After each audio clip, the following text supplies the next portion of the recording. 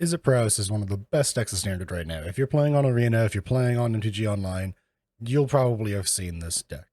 This video is going to be a deck tech video to talk about how the deck functions at its core, which will hopefully help you learn how to play it better or learn how to play against it better.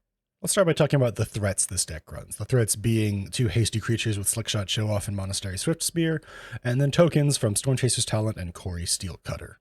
Some versions of the deck also run Draycatcher as well, but those typically cut either some of the Slickshot Show-Offs or some of the Monastery Swift Spears to have a deck that is a little less explosive, but will instead go for a grindier mid-range fight. In case you don't know, the reason that this deck kind of started showing up in the meta is because of cori-steel Cutter itself. Now, cori-steel Cutter is an artifact equipment that gives its equipped creature haste, +1/+1, and trample. Pretty solid effect for 2 mana. But on top of that, when you cast your second spell each turn, not second on-creature, not second creature, just second spell each turn, it will make a 1/1 monk token with prowess, and then you are allowed to equip cori-steel Cutter to it. It can lead to very quick games if you get out multiple of them, because spitting out a bunch of 2/2s with haste each turn that have prowess can just really add up and cause lots of problems for your opponents. Stormchaser's Talent is also a great reason that this deck exists, because being a 1-drop that gives a 1/1 with prowess is pretty solid, but also being able to pay 4 mana into it to get back other spells of yours, which we'll be talking about later, is a very strong effect. And then if the games do go long enough and your opponent doesn't remove it, paying 6 mana into it to start spitting out otters every time you cast an instant or sorcery is also quite a strong effect. It's a really solid addition to a deck like this, and it's one of the reasons that the Izzet version seems to be the most popular. The deck also runs 8 1-mana card draw spells in Sleight of Hand and Opt. They're there to refill your hand, to sculpt your hand, to trigger prowess and cori-steel Cutter, and to find more threats when your old threats got removed. It also runs 4 copies of Stock Up to help in the longer games, or even the more aggro games, to either find more answers to what your opponents are doing, or to find more threats to close out games in the grindy matchups against the control decks of the meta. Because of the fact that you are running 12 different spells that draw you cards, you will almost never be hurting for a threat or be hurting for a prowess trigger. It is a wonderful part of the deck, and one of the reasons that it sees so much play right now. In terms of interaction, the deck typically just runs Spell Pierce into the Floodmaw and Burst Lightning, so it is relatively light on general interaction, but those interaction pieces are very powerful. Burst Lightning and Into the Floodmaw are really good at clearing up the board. Burst Lightning can hit creatures or face in order to end games faster, which is really nice. And that ability to pump more damage into it to make it do 4 damage instead of 2 can add up really quickly, and you'd be shocked at how often you can win a game by just hitting face with 4 Burst Lightnings. Into the Floodmaw is also very, very good, as it can bounce stuff like Temporary Lockdown on your opponent's turn and give them back a tapped fish which will not be able to block on your turn if you give it back to them on their end step. Spell Pierce is something that you typically don't want to run too many copies of unless you know you're playing against control and want to protect your threats better, but it is still a very good card, as it can protect lethal swings. By holding open just 1 blue mana, it'll be able to stop most removal spells in the meta.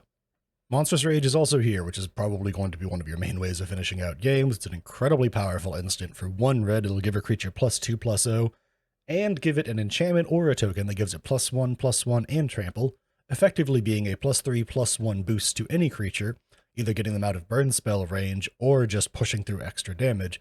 On top of that trample, this card is just insanely good, and is a real thing to watch out for both while piloting the deck and while playing against it. Sideboards change from player to player, they change from deck to deck, they change from meta to meta, but there are a lot of good cards on the sideboard for you to consider and think about. The things that this deck will typically have trouble with and need to sideboard for aggressively is stuff like Omniscience Combo, Jeskai Oculus, Rakdos Reanimator, and Jeskai Control. Graveyard Hate is really good against all these decks and is something that you really need to consider. 2 copies of Ghost Vacuum sometimes doesn't even feel like enough, and you may want to run 3 or even 4, but that is a dangerous game, so that is something to keep in mind. However, Torch the Tower is also a great card to deal with decks like the Jeskai deck and the Rakdos deck, because then if you do kill the creatures, they will stay exiled.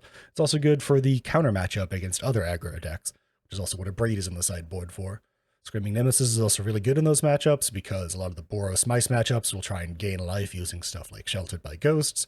Screaming Nemesis will just shut that off. Don't forget, you can hit your own Screaming Nemesis with a burn spell in order to trigger its ability to hit your opponent to make them stop gaining life. Also very good against the Jeskai control players.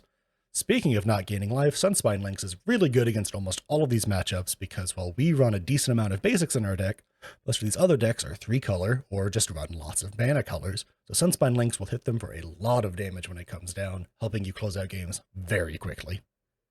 If you find yourself sideboarding into more of a mid-range deck plan instead of an aggro deck plan, some good cards to consider making sure you have copies of in the sideboard are Rel, Crackling Wit, Spell Pierce, and potentially even Negate Disdainful Stroke if you really want them. However, they often still are a bit too slow for the type of mid-range deck you'd want to play.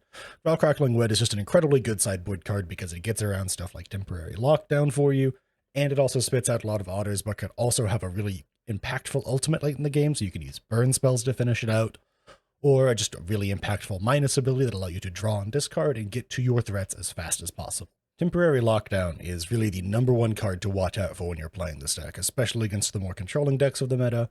I've even seen some Jeskai Oculus decks start sideboarding in stuff like Temporary Lockdown because they will just drop all their 1 and 2 drops and instead heavily focus on their 3 drops and try and win the game with them. Temporary Lockdown can cause you lots of problems and is something that you really want to look towards either Spell Piercing or having up and into the Floodmaw. It's not something you can really predict in Game 1, it's not something that you should play around in Game 1, but in Games 2 and 3, you should really focus on, okay, they are playing Temporary Lockdown, I need to make sure I either Spell Pierce it, or make them have 5 mana to pay for the Spell Pierce, or be able to use it into the Floodmaw to bounce it. I have seen some lists play cards like, this town ain't big enough to try and bounce it. The problem is that often most of your cards will already be underneath it, and this town then costs 5 mana.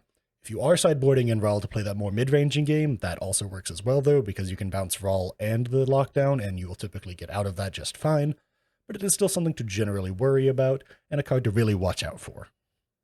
One of the biggest problems this deck faces is running out of threats. If you run out of Slick Shots, if you run out of Swift Spears, if you run out of Talent Tokens, if you run out of cori-steel cutters, you will have a really, really hard time finishing the game.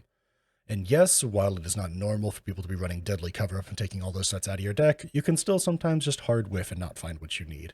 A good way to play around stuff like that is to just plot Slick Shot show-offs early and have it as a threat, and then just start swinging in with your tokens. Play a cutter, but never play the show-off, and just hold it back for a turn in the future where you could play show-off, rage, hold up a Spell Pierce.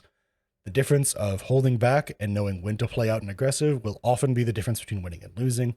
More often than not, just going all out aggressively will win you games in Game 1. Games 2 and 3, doing that, your opponents will be expecting it, and they will typically have sideboarded in lots of removal to help against that, and so that is what you need to start looking out for.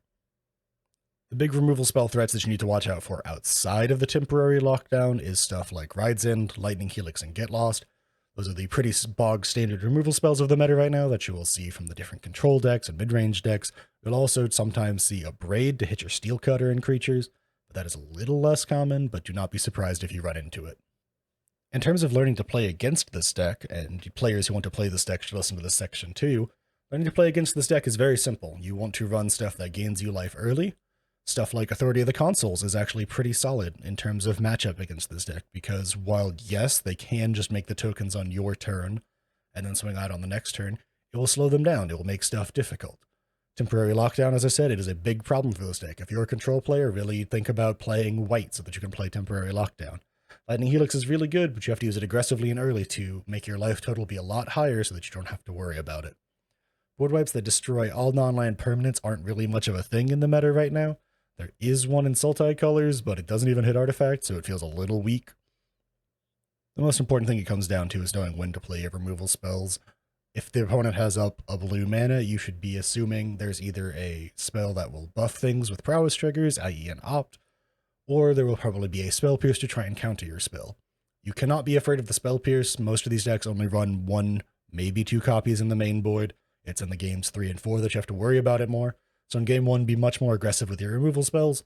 If they have it, they have it, and you probably weren't going to win anyways. But using your removal spells early, aggressively, and often will more often lead to you winning the game, because the slow game does not favor this deck in the first match. That's all the generalistic advice I have. This is not a super deep dive into this deck. This is just a generalistic dive talking about how the deck functions and how to generally play against it. I hope you enjoyed the video. If you did, like, comment, subscribe, all that cool stuff. If you've made it to the end, you're awesome, and I really appreciate you. This is something new I'm trying. This has taken a lot of time and effort, because learning this deck took quite a while, and then learning what to talk about took just as long. The sideboard stuff is something that I am never the most confident in. Sideboarding is still my weakest point as a player. I feel like I have grown a lot recently in how to do that, but it is still something that's very difficult. It's a very learned skill. I highly recommend just playing lots of best of 3 and learning what best works for you in your sideboard. I still highly recommend the Ghost vacuums. Omni Combo and Rakdos Reanimator will slaughter you. Anyways, thanks for watching. I hope to catch you in the next one.